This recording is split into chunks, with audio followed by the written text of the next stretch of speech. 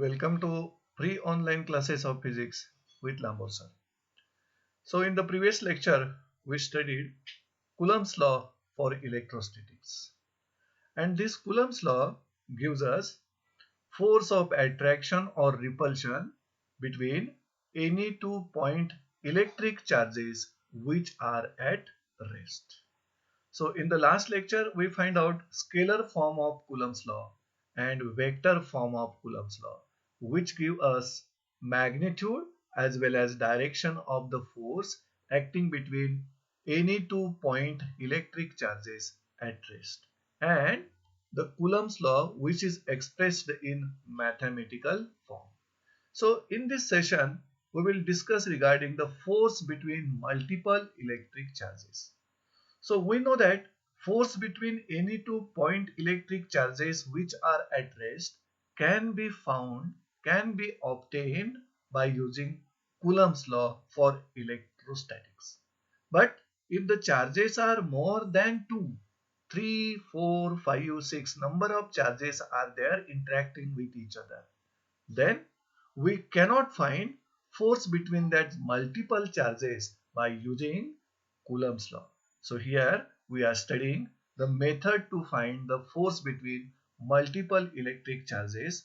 In this case, we are studying one principle of superposition of forces. So before discussing that principle, we will first study force between multiple electric charges. For example, we consider here only 4-point electric charges at rest.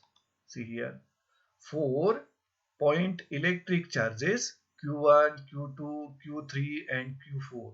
They are placed in air near to each other. That means these 4 electric charges are interacting with each other. That means exerting forces on each other.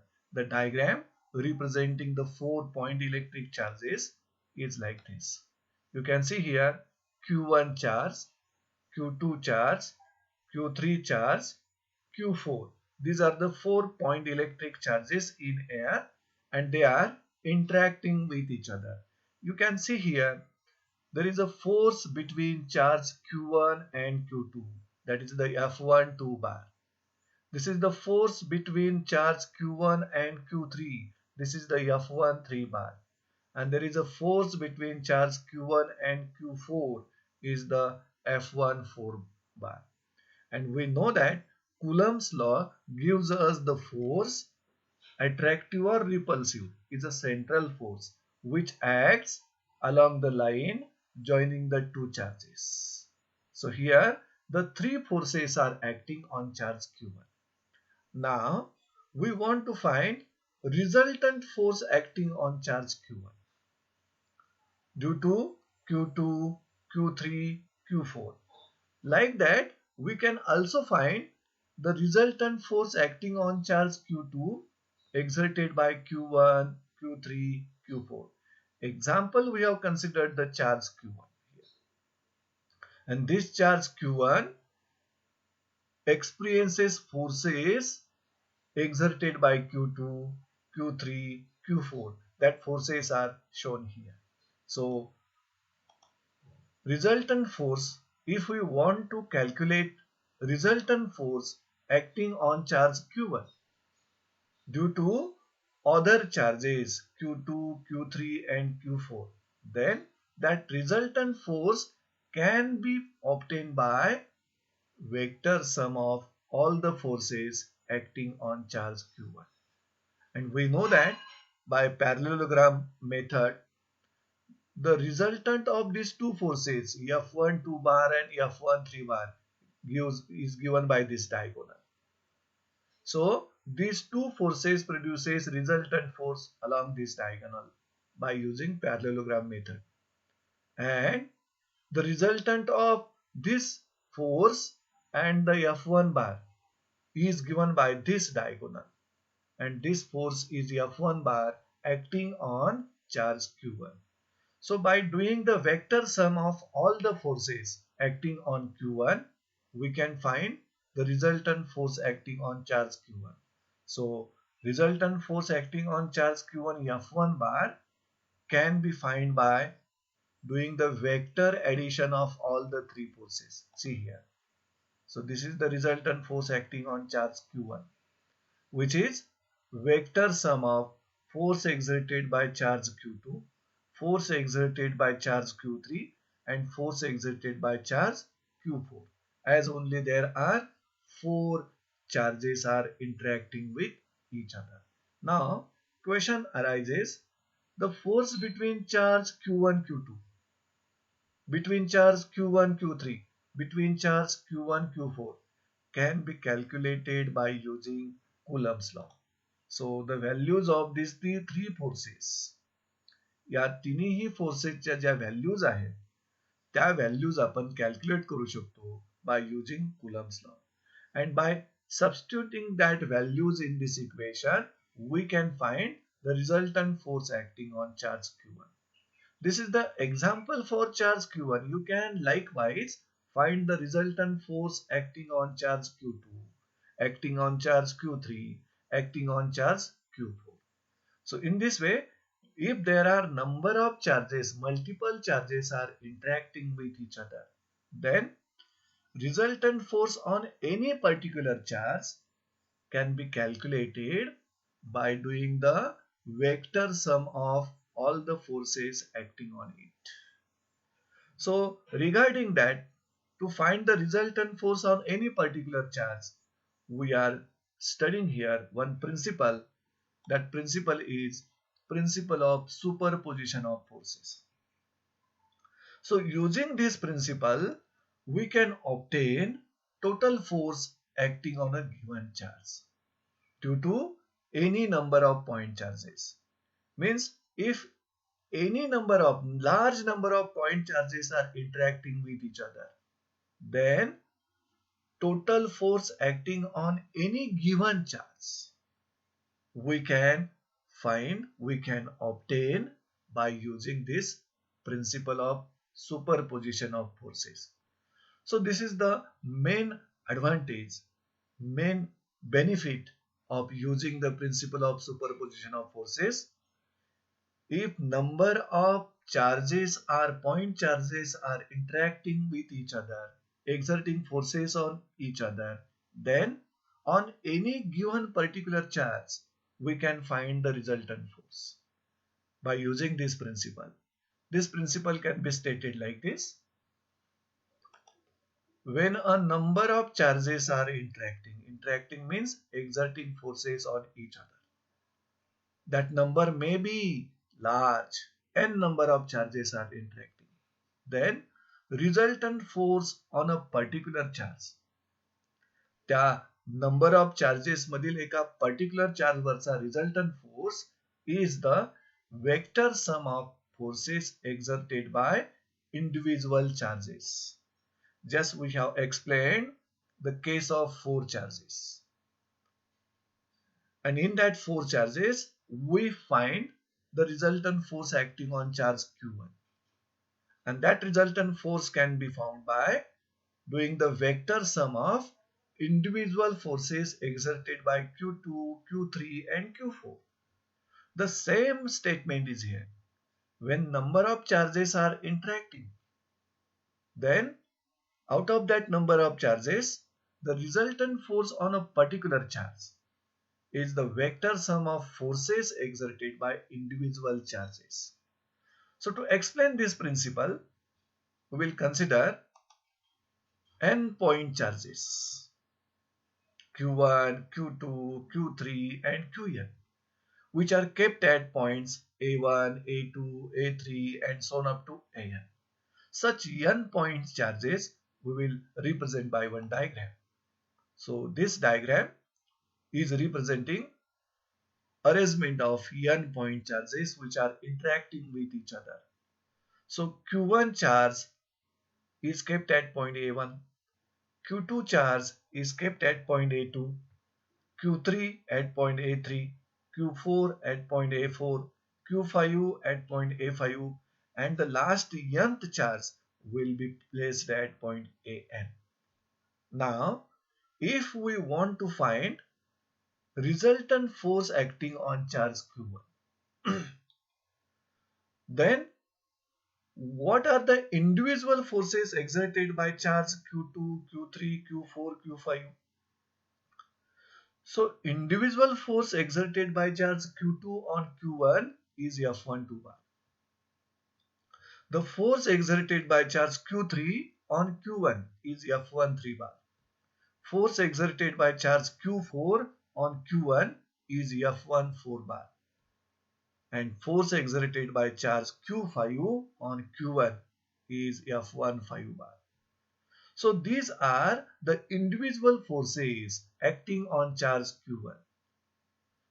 So doing the vector sum, by the vector sum of that individual forces, we can find resultant force acting on charge Q1, which is explained here. See here, F12 bar, F13 bar, F14 bar, F1n bar be the forces, individual forces exerted on Q1 due to charges Q2, Q3, Q4 and so on to Qn.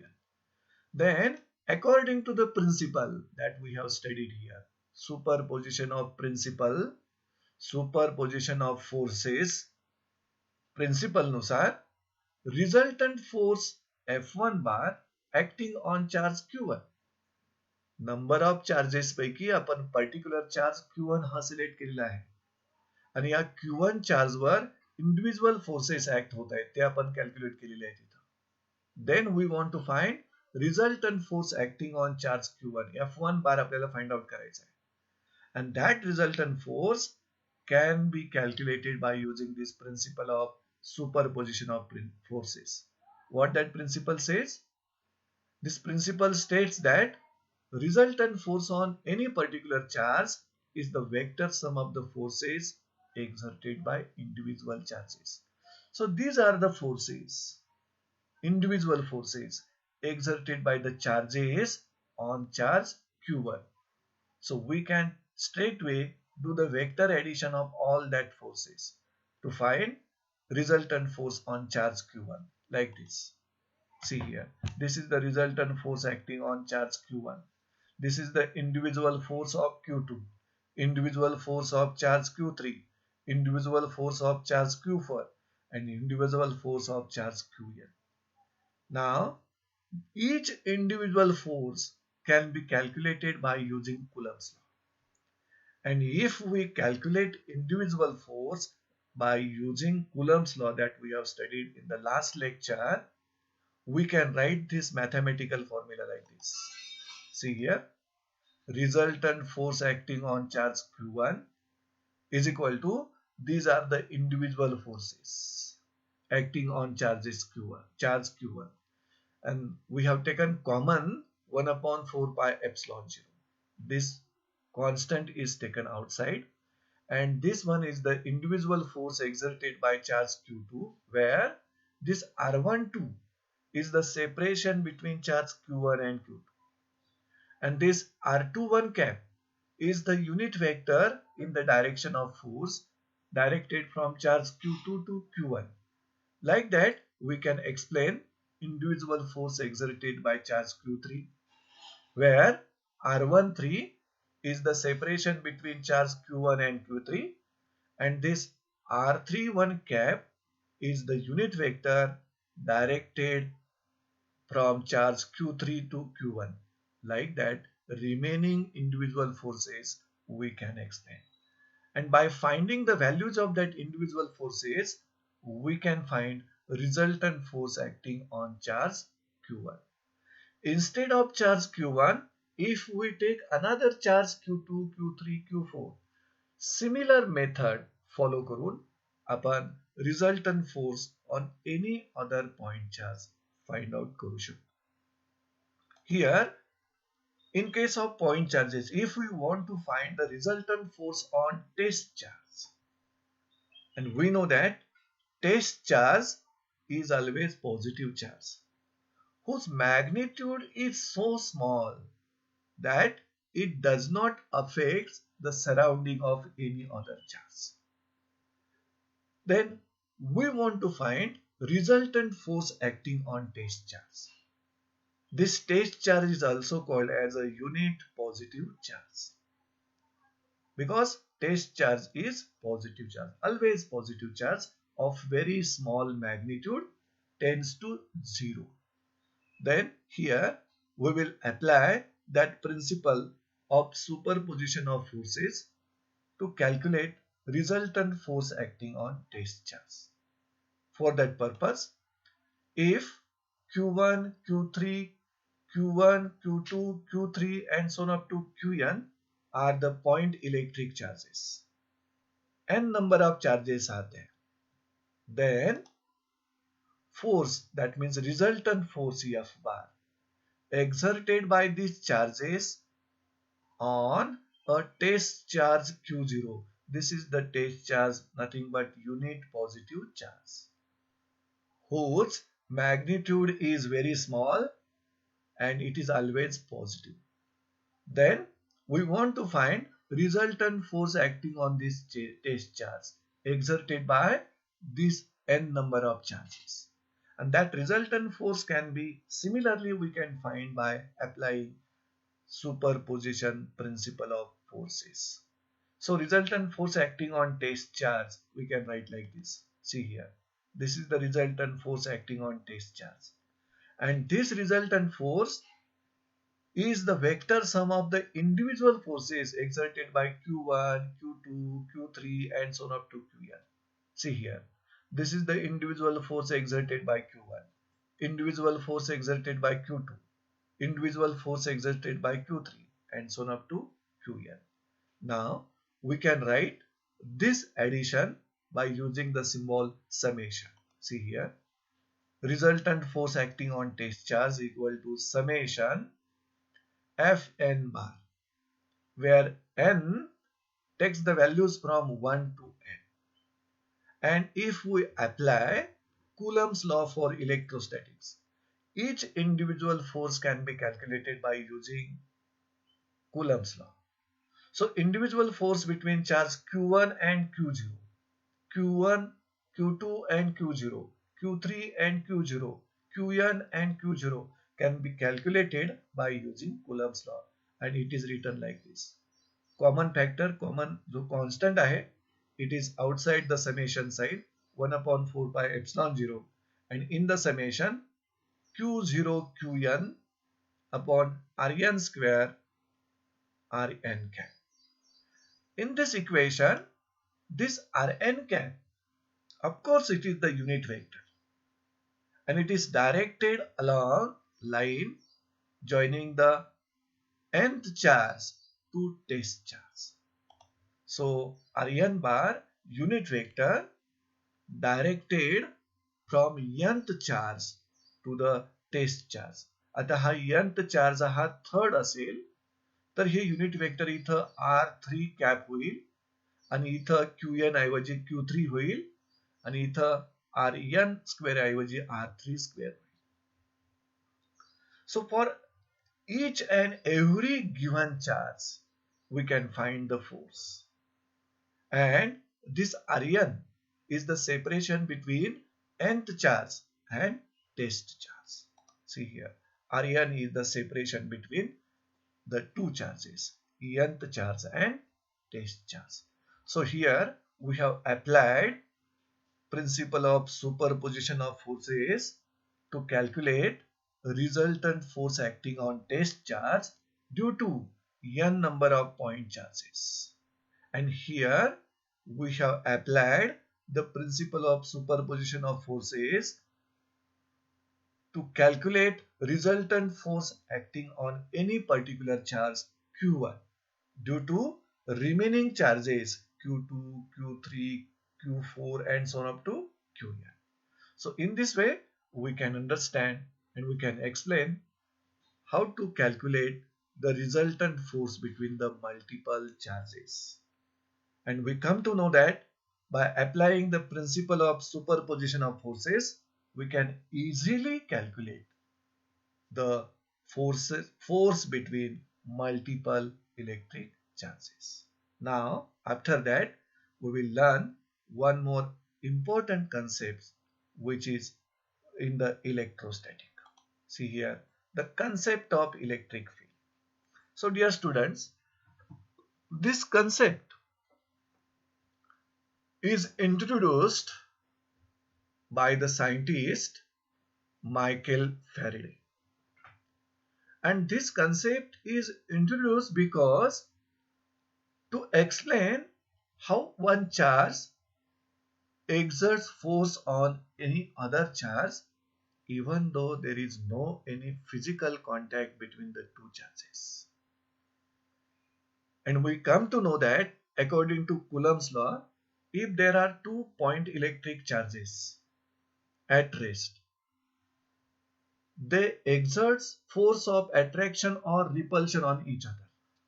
These 2 point electric charges can exert force of attraction or repulsion on each other, even though they are not connected by any physical way. The charges are not connected by any physical contact, even though they are exerting forces on each other.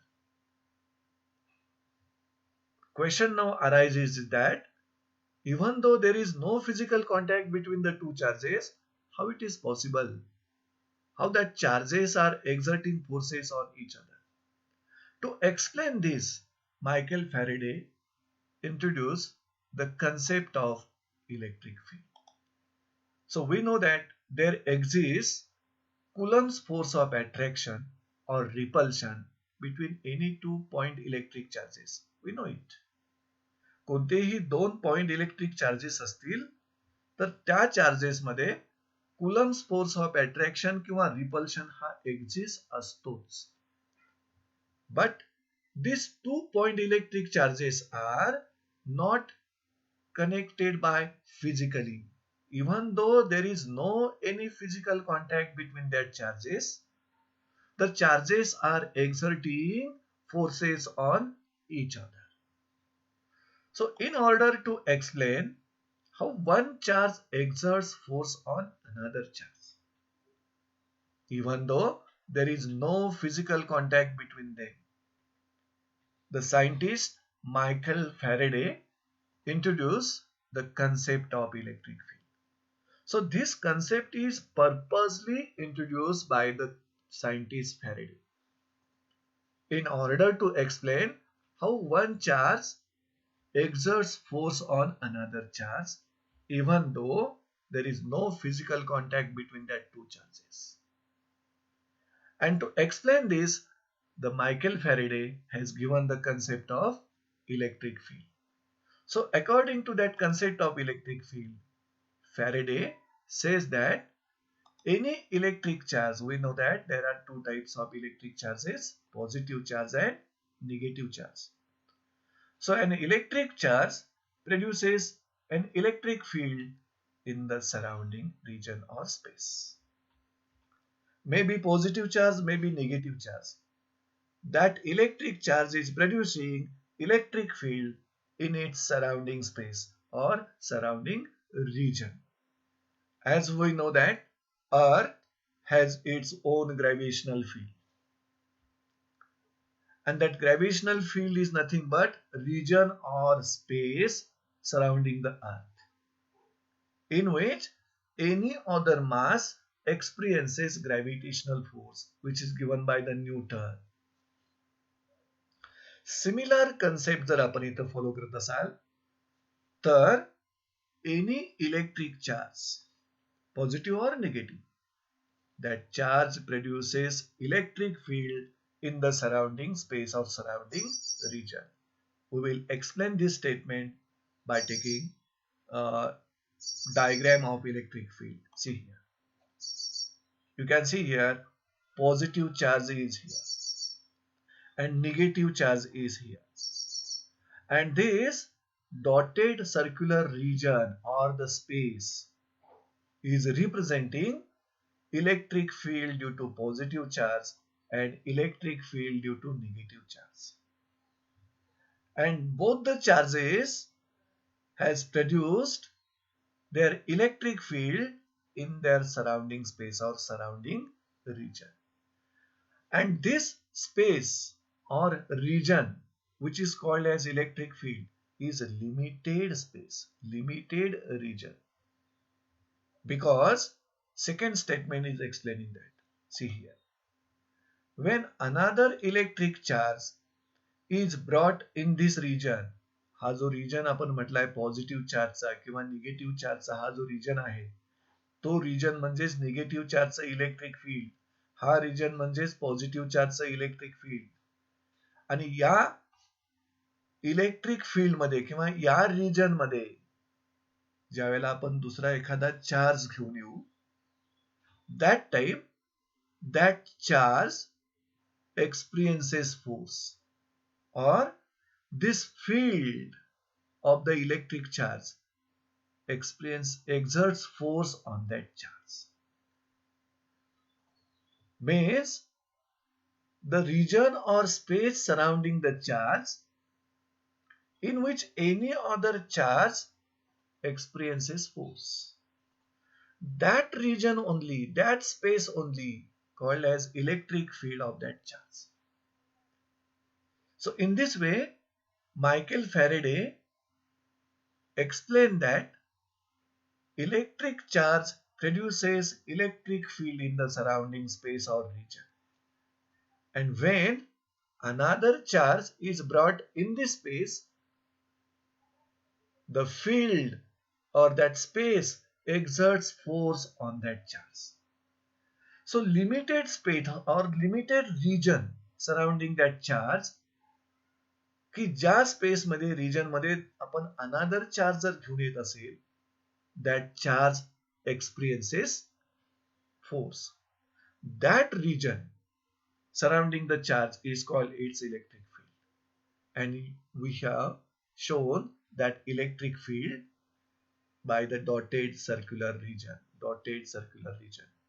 And we know that test charge, which is always positive charge of very small magnitude, हा test charge जर आपण या region मध्ये ठेवला, then that test charge will experience force due to the field of the positive charge.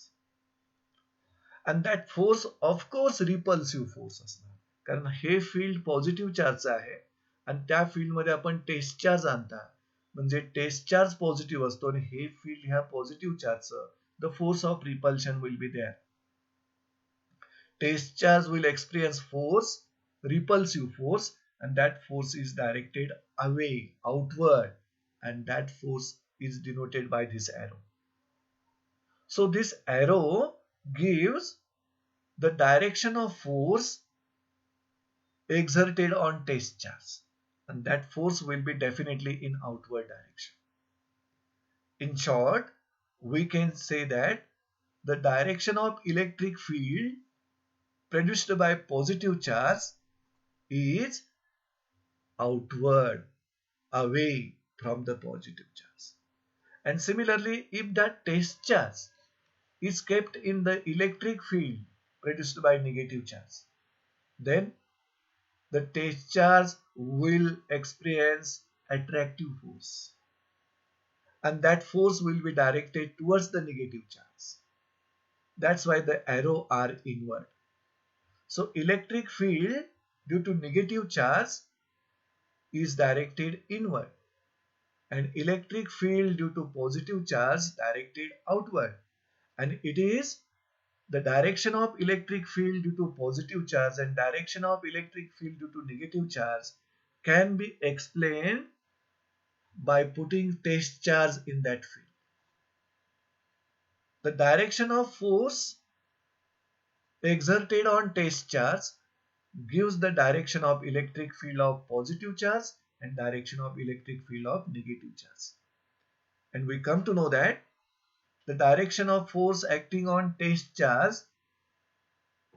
exerted by field of positive charge is outward, away from the charge, and direction of force on test charge in the field of negative charge is inward.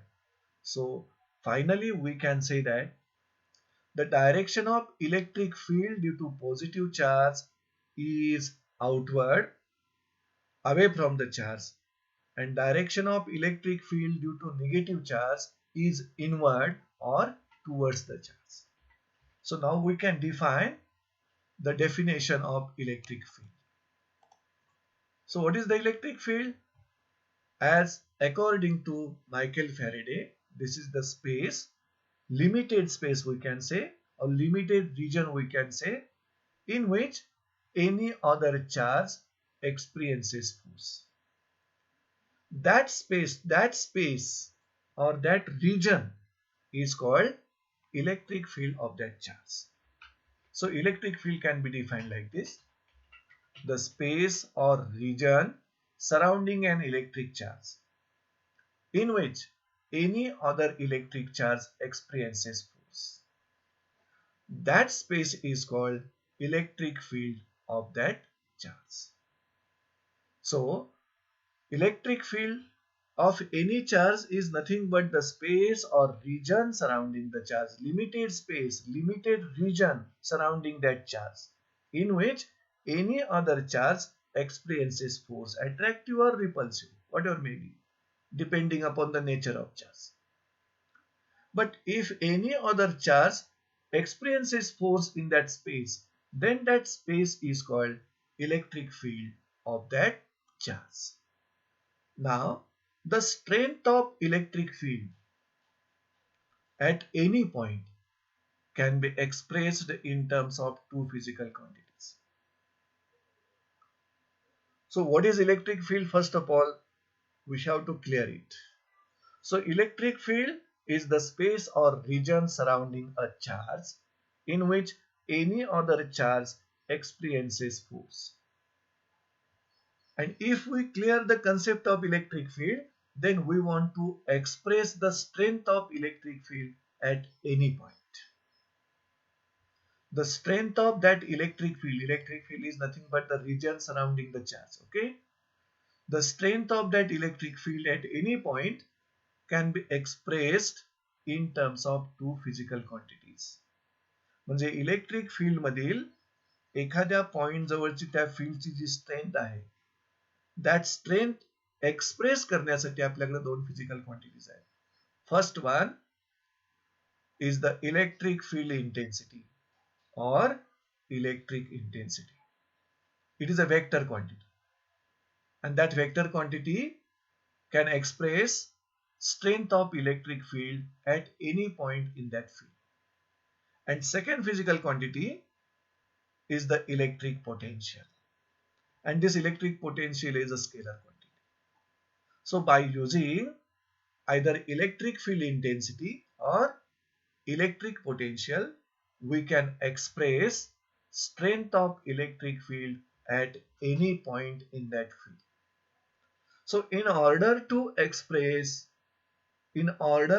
calculate strength of electric field at any point in that field, we can use either vector quantity called as electric field intensity, or we can use scalar quantity which is electric potential. And that two physical quantities we are explaining in the next lecture. Before that, we will clear the meaning of test charge. What is test charge? As we have said that this test charge is always positive charge whose magnitude is very, very small. So accordingly, it can be defined like this. Test charge is a positive charge so small in magnitude, म्हणजे याची magnitude very small असते, that it does not affect the surroundings of the given charge. म्हणजे या test चार्जला तुम्ही जर एखाद्या चार्जच्या field मध्ये ठेवलात, तर त्या चार्जचं जे ओरिजिनल फील्ड आहे ते फील्ड या टेस्ट चार्ज मुळे डिस्टर्ब होणार नाही. इतकी स्मॉल मॅग्निट्यूड या टेस्ट चार्जची असते. आणि टेस्ट चार्ज वर नेहमी पॉझिटिव्ह चार्ज राहतो. अशा या वैशिष्ट्यपूर्ण चार्जला आपण टेस्ट चार्ज म्हणणार. लास्ट लेक्चरला तुम्ही पॉइंट चार्ज म्हणजे समजावून घेतलात. A charge of negligible dimensions, whose dimensions are negligibly small as compared to its distance from other bodies. That charge is a point charge. But in this lecture, what is test charge? Test charge is a positive charge so small in magnitude that it does not affect the surroundings of the given charge. म्हणजे एखाद्या given चार्जच्या field मध्ये, electric field मध्ये हा test charge जर आपण ठेवला तर ते ओरिजिनल इलेक्ट्रिक फील्ड या टेस्ट चार्ज मुळे डिस्टर्ब होणार नाही. अशा प्रकारच्या चार्जला पॉझिटिव्ह चार्ज ज्याची मॅग्निट्यूड व्हेरी स्मॉल असते आपण टेस्ट चार्ज म्हणणार आहोत. आणि फर्दर एक्सप्लेनेशन मध्ये we are considering the same test charge. So in this way we have cleared the concept of electric field introduced by Michael Faraday. And why this concept is introduced? In order to explain how one charge exerts force on another charge even though there is no any physical contact between them. To explain this, Faraday introduced the concept of electric charge.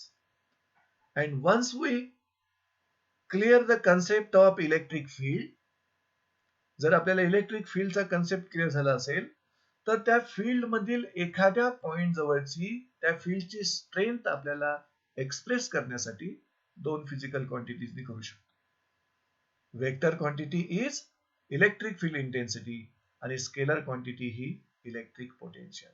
So in the next lecture, we will study both the physical quantities which are used to express strength of electric field at any point. So in this way, we are ending this lecture.